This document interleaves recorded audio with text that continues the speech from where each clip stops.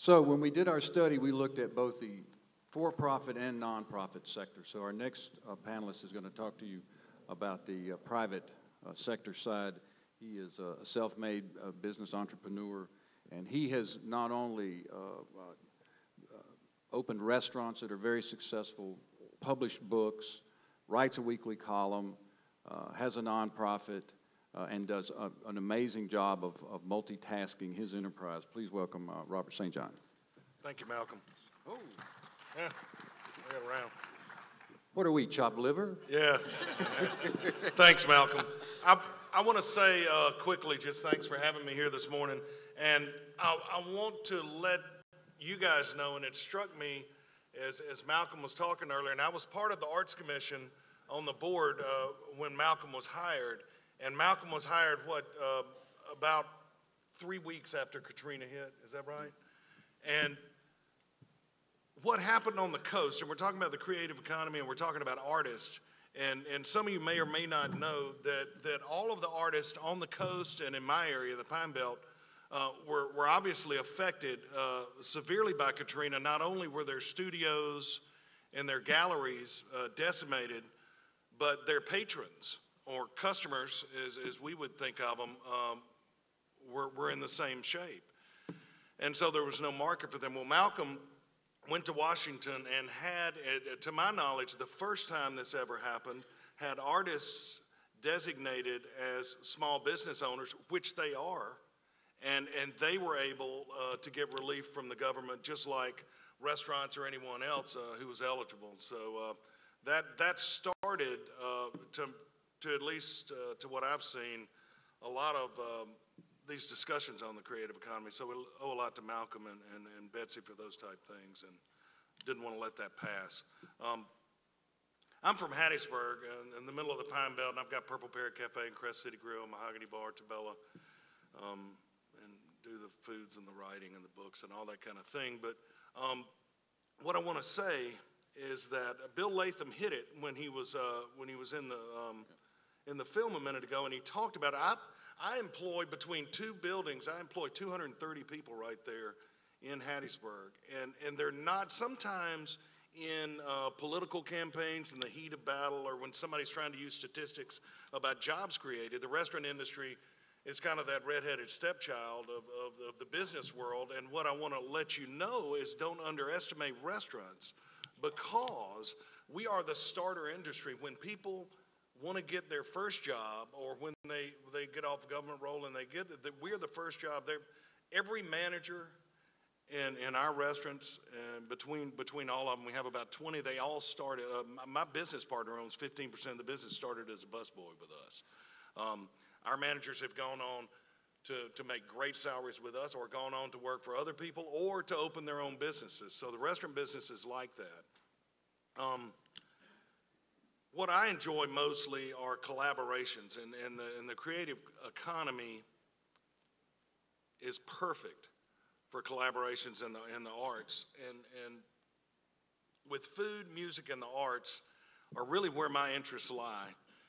And obviously, I mean, you can take a look at me and you know I love food, but I'm a huge music fan, and my mother and my grandmother and my great-grandmother were all artists. I collaborate with a fellow named Wyatt Waters, who many of you know, and he and I do books together. And I wanted to talk about people who read my column in one of the papers might know that I was gone for about 6 months back in the fall.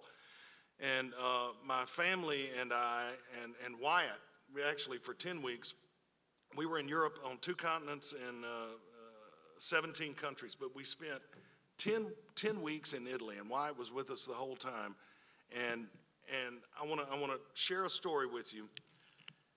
And Betsy talked about the inferiority complex that we have, and I'm probably chief among the sinners, or at least I used to be. In that, you know, we get hammered with these statistics of we're the poorest state, we're the least educated, all those things. You know, you never hear that we're the most charitable state, but we always hear the negative stuff. And so we get hammered with that a little bit. And I want to tell you, Europeans love the South. they loved the South. And we got over there, and people were so curious. And we had so many conversations. I want to tell you about one night I had, and this was kind of an epiphany moment for me. We were in Tuscany in the middle of nowhere. We had gone to we had met some friends, the lady who owned the villa we were in, and we went out. I mean, it was in the middle of nowhere, and there was a special event they were having. There was food, and there was music. And we were seated with a group from Milan who we made great friends with and still remain in contact with, and they were asking me. And the music that was there that night, there was this kind of cheesy cover band from England who were singing American rock and roll in Italian. And so I'll tell you, you haven't lived until you've heard Sweet Home Alabama sung in Italian out in the middle of nowhere in Italy.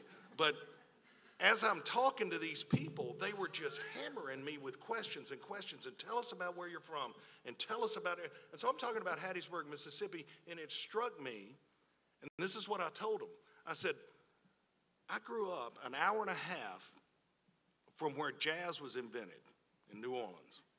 A couple of hours to my north, I grew up a block from Highway 49 that Howlin' Wolf sings about. And about a couple of hours north on 49, the blues were invented. And if you believe Muddy Waters, and I do, the blues had a baby, and they named the baby rock and roll. And so and they knew Elvis Presley, and one of them actually got up and sang Elvis Presley, one of our Italian friends. And then I'm an hour and 15 minutes from where country music was invented. And so as I pass those signs, when you enter Mississippi all the time, and it says birthplace of America's music, I think I probably couldn't see the pine forest for the pine trees. In that, that's what we say, and that's what we tell other people, and that's kind of a thing to get people. But no, it's true. It's the real deal, and it hit me. And those people were enthralled by it. They're coming over. Actually, we have 8 Italians and a lot of their kids who are coming over in December. I'm taking them. Actually, they're landing in New Orleans, and we're going to Hattiesburg. We're going up to the Delta. We're going to the Alluvium. We're going to stay. And Meridian. And Meridian. I'm going to take them there. And then Florida. And Claiborne County. All right. Rural Stone County. That's the thing, guys. And when you talk about the creative economy, it's food, it's art, it's music. And Morgan Freeman, who was in that film a minute ago, said one time in an interview, he was asked, you could live anywhere in the world. Why do you live in Mississippi? And he said, I live in Mississippi because I could live anywhere in the world. All right. And he followed it later with, hell, I'd live here for the food alone. You know what? We need catfish farms. I'm a restaurateur, and we want catfish farms. We need shipbuilding facilities. They're important to our economy, but they're not sexy. Let's just face it, they're not sexy. You know what's sexy? Restaurants. You know what's sexy? You're sexy, Robert. Malcolm? I think Malcolm White's sexy, don't you? Celia Ward is sexy. Yeah. Elvis was sexy. That is it, guys.